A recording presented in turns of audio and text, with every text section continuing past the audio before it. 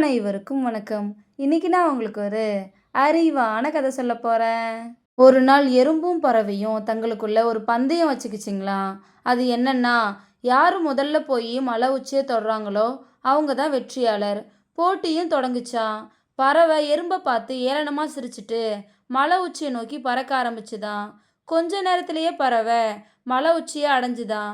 மலை உச்சிக்கு போன பறவை மேலே இருந்து கீழே இருக்கிற எறும்பை தேடிச்சான். அப்போ மலை அடிவாரத்திலிருந்து கொஞ்ச தூரத்தில் அந்த எறும்பு வந்துக்கிட்டு இருந்துச்சான். இதை பார்த்த பறவை, எனக்கு முதல்லே தெரியும் வெற்றி எனக்கு தான்னு. பறவைக்கிட்ட ஒரு சின்ன எறும்பு போட்டி போடலாமா அப்படின்னு எறும்பை பார்த்து சொல்லிச்சான். கொஞ்ச நாளுக்கு அப்புறம் எறும்போட விடாமுயற்சியால் ஒரு நாள் எறும்பு அந்த மலை உச்சிக்கு வந்துச்சான்.